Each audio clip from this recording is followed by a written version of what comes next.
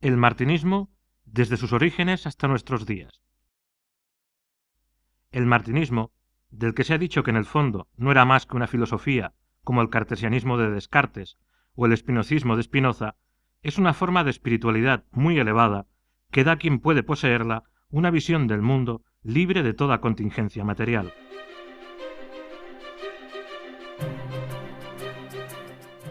Cuando Francia se agita con el aviso de la Revolución, el nombre de la Rosacruz ha elevado la conciencia de sus contemporáneos. Cada vez que se presenta la oportunidad, invita a aquellos con los que se codea a volver a conectar con la espiritualidad auténtica y virtuosa. Poseedor de un gran conocimiento, se opone al ateísmo y al racionalismo del siglo de la luz.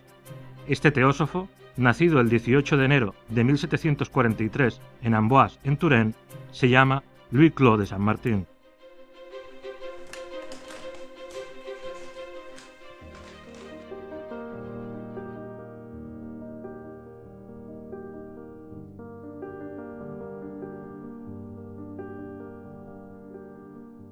Joseph de Maistre lo ve como el más instruido, el más sabio y el más elegante de los teósofos. Louis-Claude de Saint Martin no se arroga el mérito de dudar, pero en gran parte lo atribuye a la enseñanza recibida de dos místicos a los que consagró toda su vida una gran admiración: Martínez de Pasqually, del que fue secretario particular en una época, y Jacob Boehme, que conoce únicamente a través de sus obras.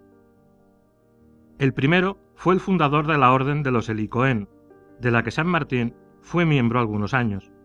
Era también el autor de un texto fundamental del esoterismo occidental, el Tratado de la Reintegración de los Seres. En cuanto a Jacob Boehme, teósofo alemán del siglo XVII, es considerado una figura importante del iluminismo cristiano, y veía en él el primer filósofo alemán.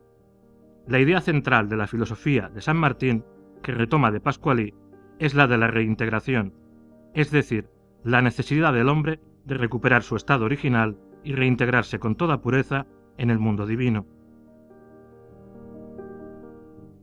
Esta idea sirvió de base a algunos libros que escribió bajo el seudónimo del filósofo desconocido. El primero, titulado De los errores y de la verdad, fue publicado en 1775.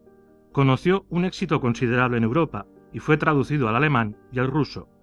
Otras obras suyas son Cuadro natural de las relaciones que existen entre Dios, el hombre y el universo, publicado en 1782, El hombre de deseo en 1790, Ecce Homo en 1792, El hombre nuevo en 1792, El espíritu de las cosas en 1800, El ministerio del hombre espíritu en 1802, a las que se añaden algunas obras póstumas.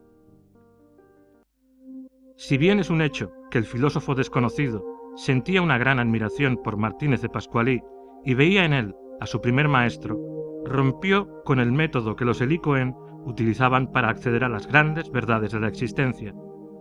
Estos empleaban la teurgia, la práctica que consiste en invocar a los espíritus intermediarios para utilizar la expresión de Pasqually, es decir, los ángeles y los seres celestiales, al fin de obtener su ayuda y apoyo. Juzgando esta práctica poco fiable e incluso peligrosa, Saint Martin se desmarcó de ella e instó a sus lectores a concentrarse en el estudio personal y la introspección. En este sentido, insistió mucho en los beneficios de la oración y la meditación.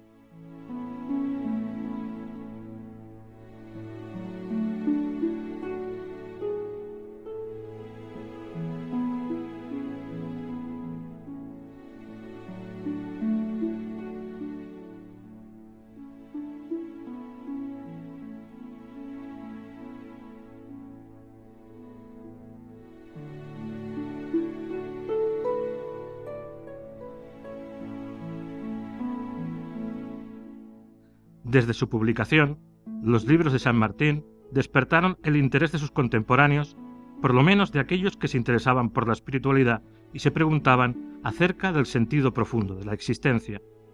Así es como un círculo de discípulos, conocido como la Sociedad de los Íntimos, se formó gradualmente en torno a su persona y sus ideas.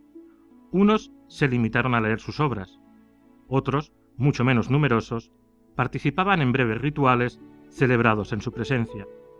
Después de su muerte, ocurrida en 1803, sus enseñanzas y sus prácticas se perpetuaron de manera confidencial de iniciado a iniciado. A finales del siglo XIX, Agustín Chevreul y Gerard Encausse, más conocido con el nombre de Papus, descubrieron que ambos habían recibido una iniciación que les unía a Louis-Claude de Saint-Martin. Deseando perpetuarla a su vez, crearon en 1889 un movimiento iniciático al que dieron el nombre de Orden Martinista. Aunque esta orden no tenía aún ninguna estructura real ni reglas verdaderas, su número de miembros aumentó rápidamente. Así nació el martinismo, que se coloca bajo los auspicios del filósofo desconocido. En 1891, Papus fue el gran maestro de la orden martinista. Bajo su impulso, la orden tuvo un crecimiento considerable, no solo en Francia, sino también en la mayoría de países europeos, en Rusia, en América del Norte y en América del Sur. Paralelamente, publicó revistas destinadas a dar a conocer el martinismo a un público más amplio, especialmente la iniciación y el velo de Isis. En 1892 se dotó de un círculo interno, la Orden Cabalística de la Rosacruz, movimiento esotérico que había sido renovado en 1889 por Stanislas de Guaita y Josephine Péladan. En 1914 estalló la Primera Guerra Mundial, que dará lugar a la suspensión de la actividad de la Orden Martinista. Papus murió en 1916, 2 años antes del final del combate. Varios martinistas reivindicaron su sucesión. En Lyon, Jean Bricot trató de perpetuar la Orden Martinista, dándole una forma más masónica. En París, Victor Blanchard creó la Orden Martinista y Sinárquica, que asociaba la filosofía martinista a las ideas de Saint-Ives Lableydre. Agustín Chevreul y varios supervivientes del Consejo Supremo de la Orden Martinista fundaron en 1931 la Orden Martinista Tradicional. Entre los miembros más ilustres de esta orden citamos especialmente a Lucien Chamoel y Victor-Émile Michelet, poeta y amigo de los más grandes escritores de la época. En 1939, a raíz de una decisión de los responsables de la FUDOSI, es decir, de la Federación Universal de las Órdenes y Sociedades Iniciáticas, la mayor parte de los martinistas, entonces dispersados en movimientos diferentes, pasaron a estar bajo la autoridad de la Orden Martinista Tradicional.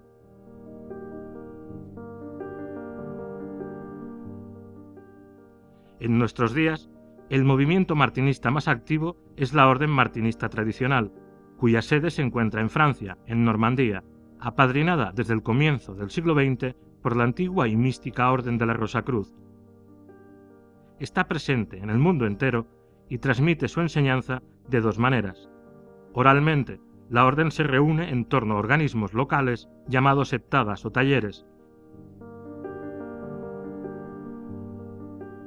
y por escrito, a través de manuscritos dirigidos individualmente a cada miembro. Aquellos que lo desean pueden combinar ambas modalidades de estudio. Precisemos que se escalonan en 3 grados fundamentales, seguidos por un cuarto que se parece más a un círculo de reflexión y profundización.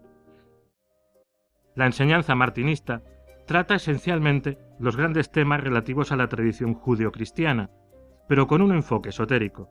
Entre los temas a estudiar citamos, por ejemplo, los orígenes de la creación, la caída del hombre, la cábala, el Antiguo y el Nuevo Testamento, los Evangelios apócrifos, el libro de la naturaleza, el libro del hombre, la sofía, la ciencia de los números, angeología, el mundo invisible, la simbología celestial, etc. Precisemos que estos temas se estudian desde un ángulo teórico y práctico en el sentido de que son objeto de experiencias místicas destinadas a integrar mejor las nociones aportadas. Paralelamente a la enseñanza oral y escrita que perpetúa actualmente la Orden Martinista Tradicional, publica la revista El Pantáculo. Considerada como una referencia en su campo, se encuentran accesibles al público charlas de diversos temas y en relación con el martinismo y de manera general con el esoterismo occidental. Por otra parte, bajo los auspicios de la Universidad Rosacruz Internacional, la OMT presenta regularmente seminarios y conferencias sobre temas relacionados también con el pensamiento martinista. Contrariamente a lo que se pudiera pensar a priori, el martinismo no se limita al estudio intelectual, es ante todo una filosofía, es decir, una forma de pensar y de comportarse. En términos del filósofo desconocido, su objetivo es llegar a ser martinista, hacer fructificar el germen divino que todo ser humano posee en lo más profundo de sí mismo, y al hacerlo pensar, hablar y actuar bajo el impulso de lo más espiritual que hay en él. Desde el punto de vista martinista, cualquiera que lo consiga se convierte en un agente de la divinidad entre los hombres y se asegura reintegrarse en el estado adánico después de la muerte, es decir, encontrar la felicidad eterna. Aunque el martinismo tiene sus raíces en la tradición judeocristiana, se comete el error de pensar que se dirige exclusivamente a los judíos y a los cristianos. Al no ser una religión, sino una filosofía práctica, cualquier persona que esté interesada en los temas mencionados anteriormente se puede considerar un martinista en el fondo de su alma. Esto es lo que explica por qué la orden martinista tradicional cuenta entre sus miembros a hombres y mujeres de todas las religiones existentes o incluso que no siguen ninguna. Además, son de todas las razas, de todas las nacionalidades y de todas las clases sociales. Si bien el martinismo está abierto a los fieles de todas las religiones, es un hecho que concede un interés particular a la simbología cristiana y al Maestro Jesús. Pero esta importancia no es de la misma naturaleza que la que se le da en la religión cristiana, sea esta católica, protestante u ortodoxa. En efecto, los martinistas no se limitan a hacer de Cristo el Mesías. Según ellos, fue la encarnación de la sabiduría divina, tal como todo ser humano está destinado a manifestarla en el transcurso de su evolución espiritual. En este sentido, se refieren a él con el nombre de Yeshua y lo asimilan al gran arquitecto del universo. Respecto a la tradición martinista, la formación oral es la que perpetúa mejor el espíritu del martinismo. Si es así, es porque cada reunión tiene lugar en un templo cuya decoración se inspira en la tradición judeocristiana.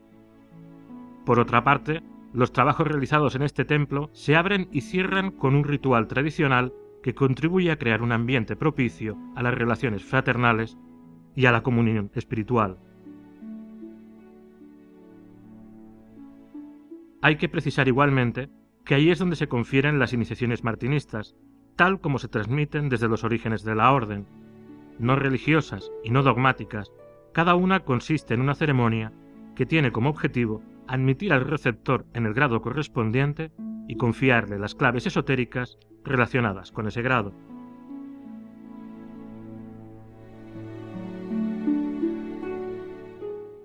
Pero para los martinistas existe una iniciación que trasciende todas las que se pueden recibir en un templo. Es la iniciación última que proviene del Maestro interno, es decir, de Dios en el hombre.